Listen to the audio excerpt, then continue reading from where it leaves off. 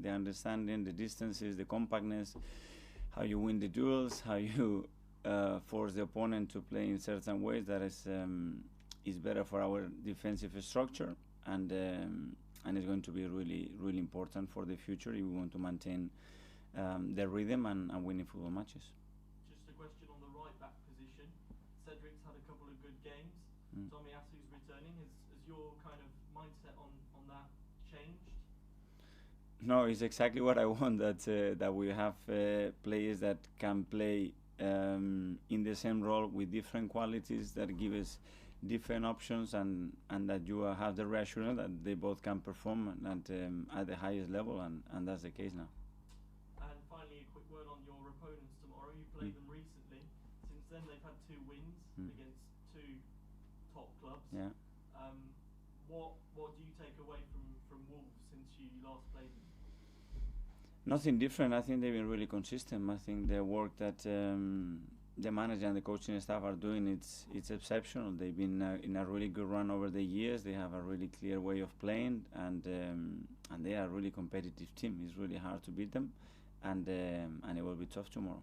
Thank you very much. Thank you. Thanks, Seb. Go to Paul from Sky. Hi, Mikel. Hi. It looks like a really tasty fixture given both clubs' position in the league at the moment. How much have you stressed that to the players? Well, I think they know. They know what every game means for us. We know where we are, and that race is going to be right till the end. There's a lot of clubs involved. You see very different results that you don't expect, and we play at home. And the importance of getting the points when we play at home is going to be crucial to get to the destination. Does it feel like this race for the top 4 will come down to fine margins this season? What do you think could be the difference between all of these clubs? I don't know. I think it's going to be a bit of a roller coaster. There will be moments when a team opens a gap, then it catches up. You see the fixtures that we all have to play, and they're extremely tricky. And we will see.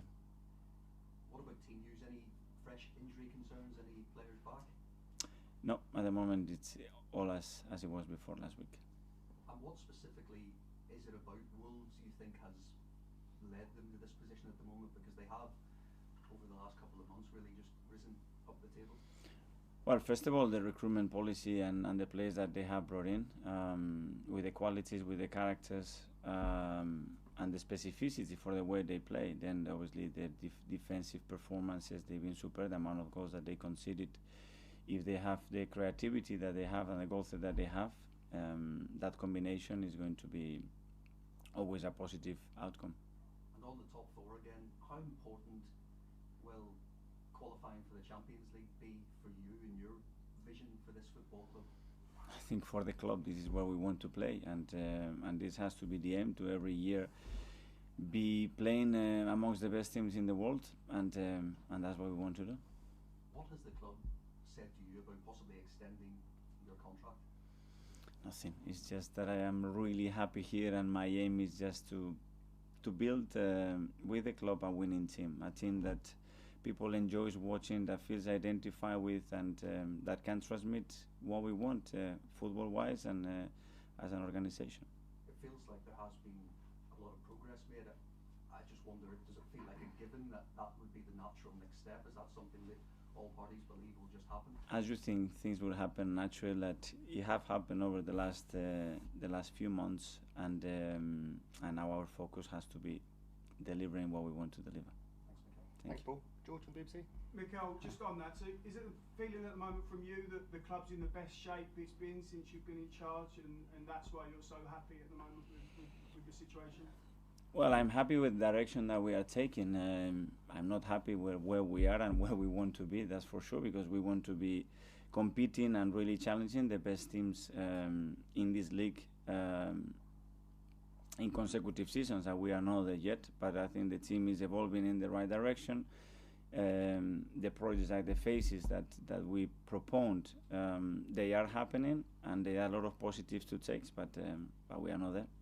When you watch, you're a football fan, when you watch the Champions League, you must aspire for that to happen next season. So how much does it need to happen for Arsenal for you to get them back into the top 4? Do you miss the Champions League music? I do a lot because as a football player I have experiences, and it's one of the best feelings that you can have, to be surrounded by opponents that are the best in the world and challenge yourself and evaluate yourself against that type of opposition. And then obviously as a club you play in a competition that brings the club to a different dimension, different impact, a competition that is very attached to this football club. You've got 45 points to play for. It's in your own hands. How will the players handle that pressure that you can finish fourth this season? There is going to be that talk till the end, or mathematically that is possible, but our focus has to be today. Train well today, prepare well today, be mentally ready, physically ready, tactically ready tomorrow to play a really difficult match, and tomorrow show it on the pitch. That should be the only aim. Thank you. Ian from TalkSport. Hi, Mikel. How are you? Big game tomorrow. What have you made of your opposite number, Bruno Lage? Because there's not too much was known about him apart from being involved at Swansea, and yet he's taken the reins from Nuno at Wolves and done a pretty good job. A really good job. I think Nuno set different standards at that club, and the work that he did, I think it was phenomenal in every sense. I think he established the club in the Premier League into a different level, and then Bruno has come here with his own ideas, and he's put the team again in another level, and the way they are competing and playing, it's remarkable. A lot's been asked about Arsenal being in the top four and Champions League. In a way, are you ahead of schedule? I mean, we are where we are, and I'm happy that we are in this position, and we want to make the most out of it. And again, that can be the aim, and that should be the goal and the objective. But the focus has to be today. I was with Antonio Conte yesterday, and he was talking about strikers. And he said you can get your wife wrong, but you can't get your striker wrong. You have to be absolutely 100% with your striker.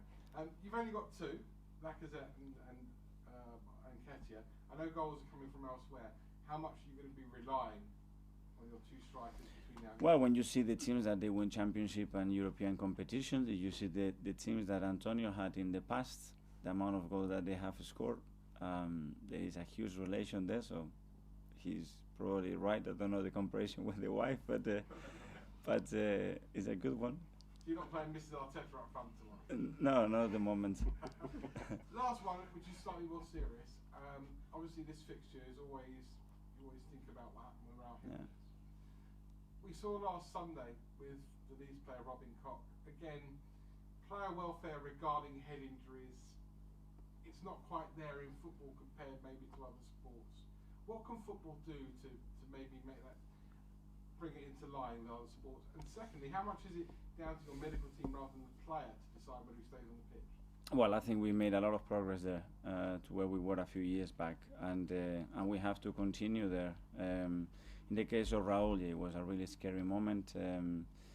Thanks to the medical team, that probably they saved in that moment something that could have been much worse, and then the recovery that he's done. And it's great that after that he's come back so quickly, performing, scoring goals like he's doing. And regarding that topic, yes, we can always get better, and that should be the aim. Good luck tomorrow. Thank you. Thanks, Ian. Go to Mark. Just on that with Raúl Jimenez, I think most of us were there in the stadium when that happened. It was you could even hear it happen because obviously we're behind closed doors. Was that one of the scariest moments you've had involved in football? Yeah, I had others, but that was one of them, because straight away when you see the reaction, the anxiety that suddenly in team doctors and everybody was involved trying to assess what was happening, it was frightening, and thanks God he ended the right way, but it looks really, really bad. For yourself, with the club, were you in contact with Yeah. Raúl during his recovery and things like Yeah, that? we were, of course we were, and David was as well, because he was directly involved and he was really affected about that, and yeah, we are colleagues at the end. We share the same profession and industry, and when something like that happens, you are emotionally involved. The team you're playing tomorrow night, are they a rival to finish in the top four? Well, they look like the way they are playing, the results that they are getting, the consistency that they've shown, for sure. And you look at the last two games as well and how they played against us, they're going to be up there. We saw Emil score again at the weekend. That's 10 goals and 2 assists this season out of many Zoom calls ago. You said that if he was going to be a top player, he needed to be more consistent. Are you now seeing the output of goals and assists that he needs to provide? Yeah. The numbers should be looking something like this, and that's not a coincidence. He's practicing it every day. He's working. He's open. His willingness to do it because he knows he has the qualities and the capacities to do it, and that's what we have to demand to players, whether they are 19, 20, or 35. Do you think you've unlocked something with him in conversations you've had? Does it also help that he's had that England experience now as well? I think it's a combination of everything. It's in his nature. Obviously, he needs to feel that confidence and that trust around the coaching staff that we are the right people to guide him and to take him to the next level. He needs his teammates, which they are big contributors to what he can do on that pitch. He needs to feel love. He needs the right environment around his family, girlfriend, whatever is next to him. And when that happens, then he's got a good chance. And finally, in the broadcast section, we'll go to Nick Tomatoes at the back. Hi there, Mikel. Hi. One of the changes since we used to come up here regularly is we've got some more cameras in the room filming the documentary about you and players, All or Nothing. How's that impacted you, and how are you coping with the extra attention there? Well, it's another experience. I left it once, obviously, when I had a different role, but at least I knew what it was. It's a way of telling the people who follows us how we live, how this looks like internally, and it has to be natural. Nobody has to be acting. We have to be ourselves, and just tell the story as it happens. And this season has been a little bit a roller coaster for many situations that we all know, and COVID involved and restrictions. But hopefully, it's a good story to tell and people to understand what happens behind the scenes. But sometimes it's not easy because you feel observed, you feel listened, and sometimes that's in the back of your mind. But at some stage, you have to let it go and become what can become. So do you think we'll see a different side to you? We'll see all those highs and lows, the hugs and the arguments. I don't know. I'm who I am. You know, when I am angry, when I'm happy, when I am disappointed. I don't know. I don't think I can hide, or I do hide a lot how I feel. But for sure, you follow me 24 hours. I'm sure you will know more about me. That's for sure.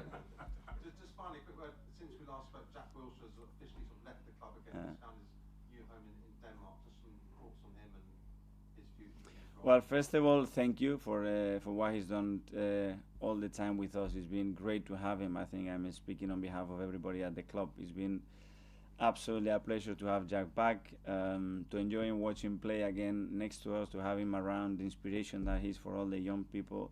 And hopefully we can help him. We have helped him a little bit as well, because he had some doubts what to do, whether to start coaching or continue playing. And I think this group of players have given him again that necessity to experience on a daily basis how magnificent it is to feel like a football player. And I think he wants to experience that again, and we wish him the best of luck. From the outside, he seems to have matured a bit since we saw him singing songs with you and